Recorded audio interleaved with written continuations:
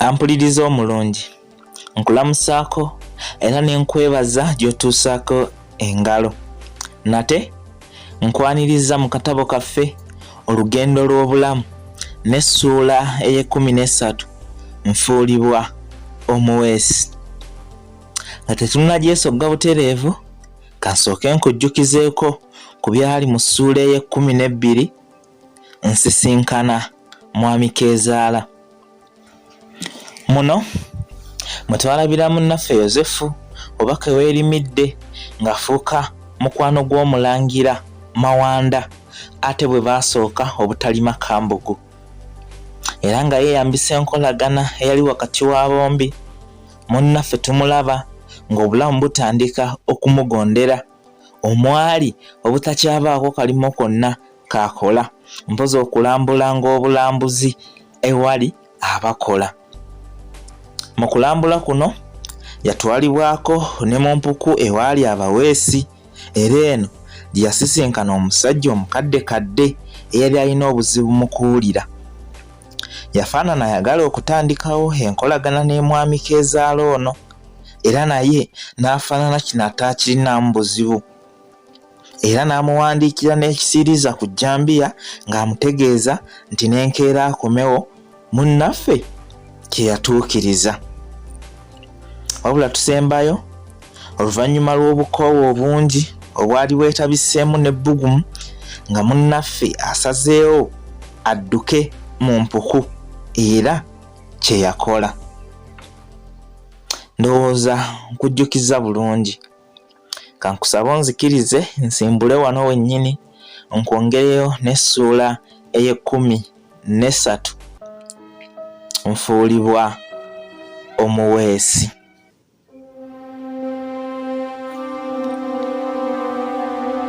Wadde mu ggweserezo omulundi ogwali guyise nali nvuddeyo sisiibudde, era nga munnange alina n'endowooza nga saali wakuddayo, naye si kye kyandi mbirowoozo era enkeera saali mwakuddayo. Wabula luno olunaku ddwo lwali lwa njawulo, era we natuukira wadde nali sikeereyo ennyo, naye nasanga bonna baatuuse dda nga buli omu ateredde waaweesereza, wabula nga mpaawo n'omu ali mu kuweesa, mpozi nga banekedde mu miteganswera gyabwe egyali ginoza obukindo. Nasooka kuwulira nga nninga atabadyamu, ne njagala nfulume, wabula ne nsalawo mbeeko ne gwe nsooka okubuuza ku kyali kigenda mu maaso. Olw'okuba bonna baali basiriikiridde, nange saayagala kubakyankalanya, kyennava nsemberera ddala kumpi ewaali gwe nali nsiimye okubuuza. Naye mba nkutama mmubuuze, nagenda okulengera ng'omukadde oli ampenya. Ono nakoma ku kyakumubuuza nsula, ne nkutaamulukuka ngende ewaali eyali ampise. Ono naye yafaanana eyali asuubira ekisingako ku kumubuuza ensula, bwe ntyo namuleka mu kwebuuza, era yakyuka n'antunuulira mpaka we natuuka ewaali muzeeyi.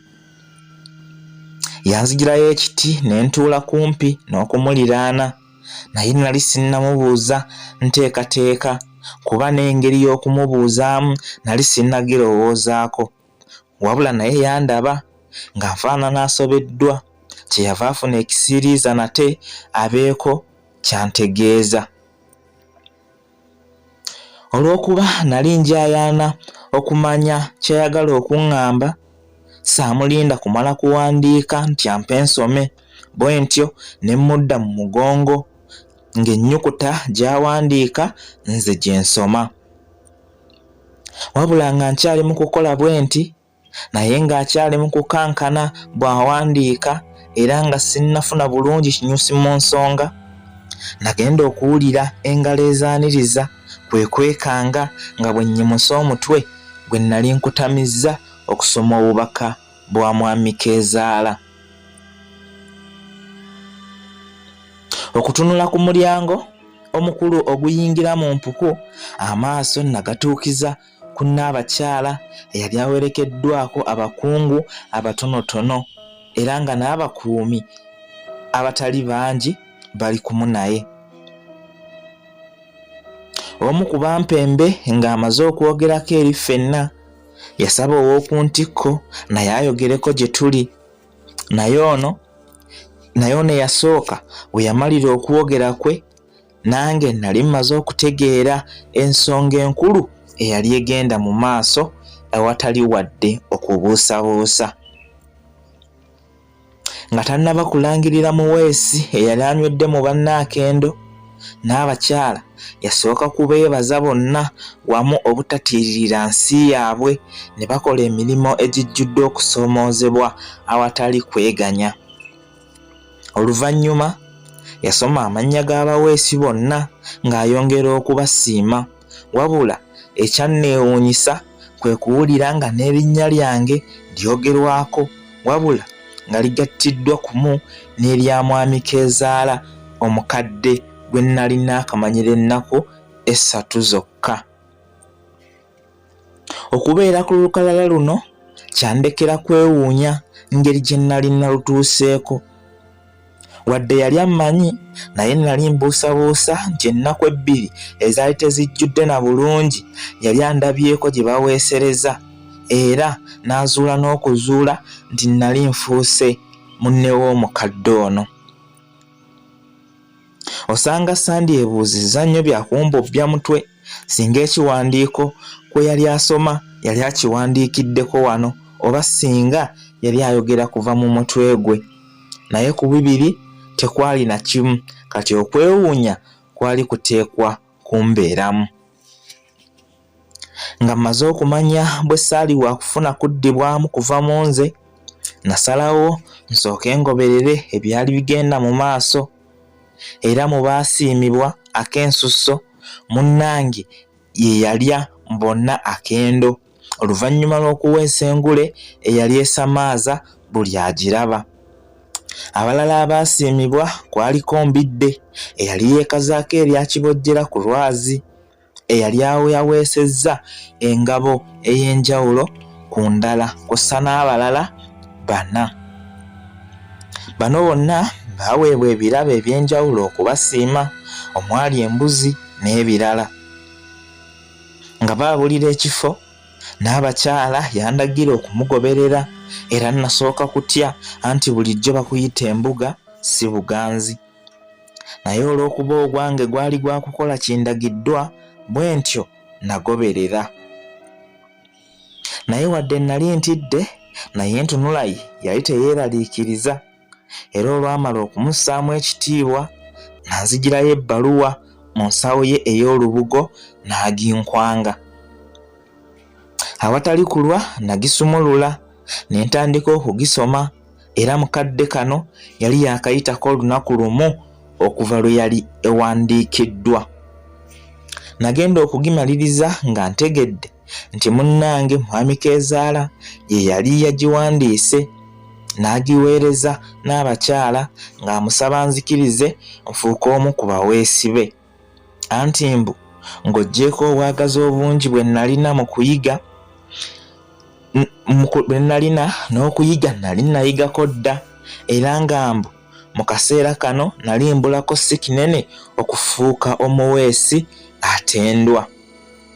Era ng'agamba kiba mu nsobi okunkotoggera ne batuulira ekitone kyange oba oliawo ekiriyinza n'okuwuniikiriza ensi. Wabula ebigambo by'okumpaana nabisoma n'okukankana nga nkankana, anti nali ntya nti basobola okwagala okusooka okungezesa ate nga mu byaddala mu kuweesa nali simanyi kiki kikolebwa era naddi. Olwali okumala okusoma nga nnyimusa amaaso gange mu kutya, Nnaabakyala teyanninda kumwetegereza mulundi mulala kwe kumbuuza nti ddala wayigirizibwako kukuweesa? Wabula yadde ekituufu kyalina edda, naye saayagala kuyiwa yali anteereddewo mugongo, nange n'abakyala ne mmukakasa nga bwe gaali amazima ddala. Yakkiriza mu ngeri etali mmativu bulungi, era nange bwe neefumiitiriza ennyo ne ndaba ng'asaanye aleme kumatira. Anti najjukira nga mu ntandikwa emboozi gye nnali namunyumiza ekwata ku waffe awaasaanawo, namutegeeza nti emirimu bwe giti nali nagyesamba nga nassu bwe yeesamba engalabi. Kale natya nti bw'aba naye akyajjukira nali mmaze okumufaananira omulimba.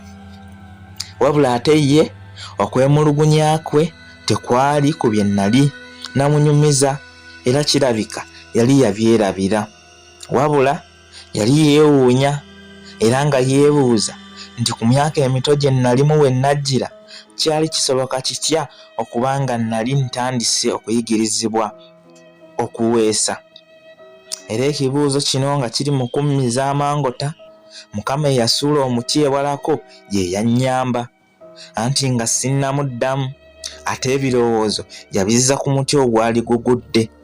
Era enjogera ya kyenayagaliza embazzi ddala kibuyaga yennyini yali ansuulidde. Anti nange bye nazzaawo nga byekuusa ku muti ogwali gugudde mu mbeera y'abofuna akukaabirako.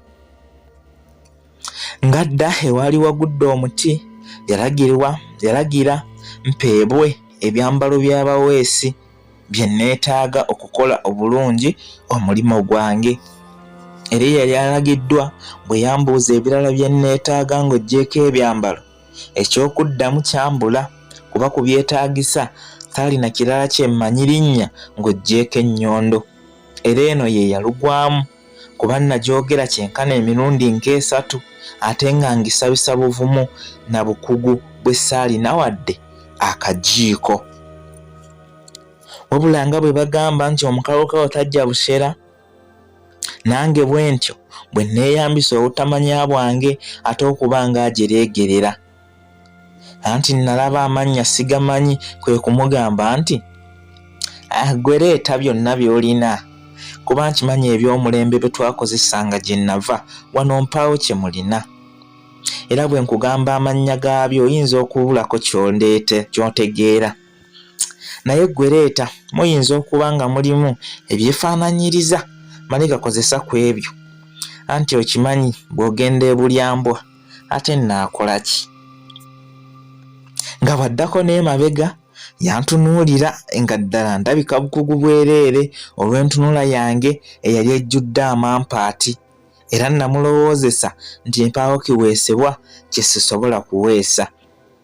Bw'atyo musajja bwattu bwe yapapaanonera emmeeya eby'okukozesa.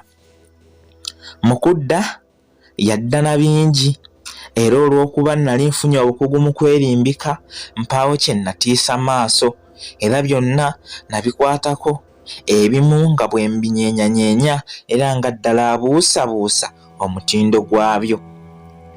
Ebimu nalabwako nga mbitunuuliza limu ng'eyeekebejja obutereevu bwabyo, naye ng'ekituufu simanyi na mulimo gwe bikola. Era ekyansesa nange oluvannyuma nti mu bye natunuuliza erimu kwaliko n'olukoba olweyambisibwa okupima obuwanvu lwe nategeera oluvannyuma lw'akabanga. Nga mmaze okwawulako ebyannyumira wabula si ebyo bye nali neetaaga kuba nali sibimanyi, natambula mu kungujjo nga nzira mu mpuku nga nkoleezezza n'oluwa okufaanana omuyonta omulaga oluzzi. Wabula olw'essanyu oluwa lwange lwayatukangamu bitundutundu, bwe ntyo ne njolekera mu ssasa wakati mu bitiibwa ebijjudde okwepanka. Bannange bannyaniriza bujja era ne bambatirizaawo n'eryakasajja lwazi olw'ensonga ezitali zimu. Ku lunaku luno tewaali kukola, anti abantu baali mu kusanyukira birabo byabwe kuba mpaawo ataafuna. N'abo abaali tebalabikidde ku lukalala lw'abasukkulumu baweebwa embuzi ey'awamu mu ngeri y'okubazzaamu amaanyi, era eno luno teyalutonda n'eyokebwa emisito.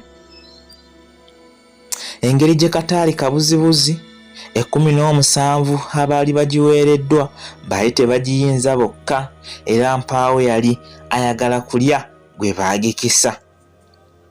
Wadde naffe twali tufunye ebyaffe, naye era emisito emizito obulungi gyatuweebwa awatali kutweganya. Bwe tutyo ne tuba nga tutuuse ku nkomerero y'essuula ey'13 Nfuulibwa omuweesi. Bwetyo bwe badde mpaka ku mulundi ogunaddako bwe tunadda n'essuula yaffe ey'14 Amaziga mu lugendo lwa munnange. Atakuumira mpeera abankuumire. Mweraba.